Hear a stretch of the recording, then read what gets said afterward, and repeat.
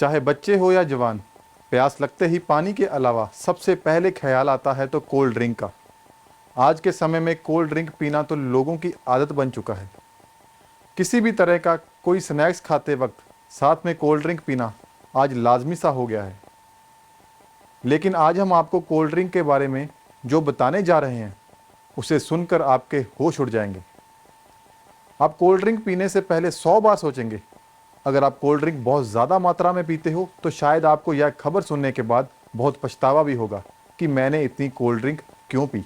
आप सभी का स्वागत है पंजाब केसरी टीवी में। मैं हूं विवेक कुमार। एक ऐसी रिसर्च सामने आई है जिसने दुनिया भर की सरकारों और लोगों को चिंता में डाल दिया है। आज के समय में लोग अपने शरीर से फैट की मात्रा कम करने के लिए रेगुलर शुगर से परहेज करते हैं, लेकिन उसकी जगह पर वो आर्टिफिशियल स्वीटनर्स का उपयोग करते हैं और ये इतनी ज़्यादा मात्रा में करते हैं कि उन्हें पता भी नहीं चलता कि उनके शरीर पर इस आर्टिफिशियल शुगर का क्या असर हो रहा है। शुगर यानी डायबिटीज़ की बीमारी से जूझ रहे मरीज़ भी इन आर्टिफिशियल स्वीटनर्स का प्रयोग करते हैं। आर्टिफिशियल स्वीटनर का इस्तेमाल करने वाले लोगों का मानना है कि यह स्वीटनर सिर्फ स्वाद के लिए है, इससे शरीर को कोई नुकसान नहीं पहुंचता। लेकिन वर्ल्ड हेल्थ ऑर्गेनाइजेशन यानी WHO के रिसर्च में आर्टिफिशियल स्वीटनर को लेकर एक चौंकाने वाली बात सामने आई है, जिसे राइटर्स और वाशिंगटन पोस्ट ने भी पब्लिश किया है। वाशिंगटन पोस्ट और राइटर्स में छपी रिपोर्ट के मुताबिक WHO की रिसर्च में दुनिया के सबसे आम आर्टिफिशियल स्वीटनर में से एक एस्पार्टेम से कैंसर जैसी भयानक बीमारी के होने की बात सामने आई है। रिपोर्ट में बताया गया है कि एस्पार्टेम का इस्तेमाल डाइट सोडा से लेकर कई तरह के च्युइंगम और कुछ अन्य ड्रिंक्स में भी कंपनियां करती हैं। एस्पार्टेम एक आर्टिफिशियल स्वीटनर है। ये एक तरह से चीनी यानी रेगुलर शुगर का विकल्प है। इसे अलग अलग केमिकल्स मिलाकर तैयार किया जाता है। दरअसल इसमें कार्सिनोजेनिक तत्व होता है जो बॉडी में कैंसर सेल्स को ट्रिगर करने का काम करता है। बता दें कि एस्पार्टेम में कोई कैलोरी नहीं होती है, लेकिन टेबल शुगर की तुलना में यह लगभग 200 गुना अधिक मीठा होता है। आर्टिफिशियल स्वीटनर के बढ़ते उपयोग ने दुनिया भर में चिंता पैदा कर दी है।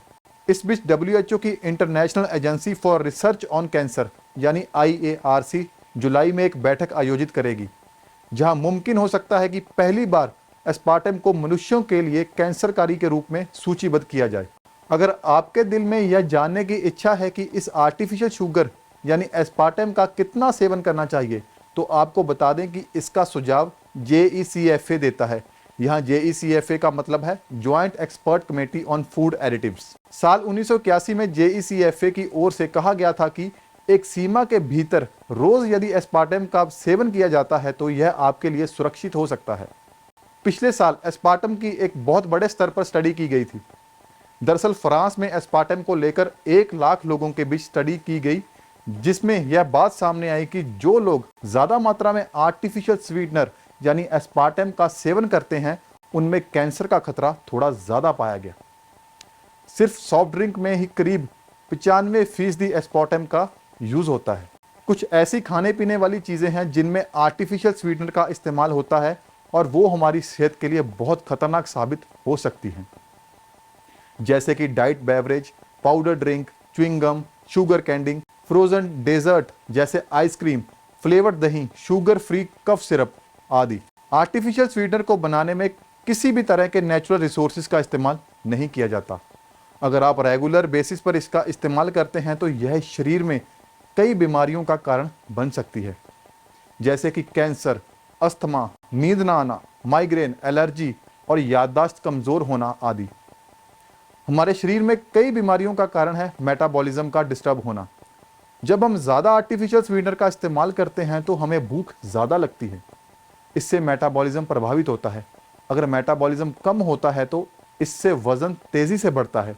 कुछ एक्सपर्ट डॉक्टरों का मानना है कि आजकल लोग कैलोरीज कम करने के चक्कर में 0 कैलोरीज और नो शुगर वाली ड्रिंक पीते हैं, लेकिन यह हमारी सेहत के लिए बहुत खतरनाक साबित हो सकती है। डॉक्टरों का मानना है कि अगर बच्चे 0 कैलोरीज और शुगर फ्री ड्रिंक पीते हैं तो इससे उनकी मेमोरी कमज़ोर हो सकती है। इसलिए बच्चों को यह सब चीज़ें नहीं देनी चाहिए। इसके बजाय उन्हें नेचुरल शुगर वाली चीज़ें खाने पीने के लिए देनी चाहिए, जैसे कि फ्रूट्स और नेचुरल ड्रिंक्स। बता दें कि एस्पार्टेम मिलावट पर WHO की समिति JECFA भी इस साल एस्पार्टम के इस्तेमाल की समीक्षा कर रही है। इसकी बैठक जून के अंत में शुरू हुई और यह अपना फैसला 14 जुलाई को सुनाएगी। इसी दिन IARC भी अपना फैसला सार्वजनिक करेगा।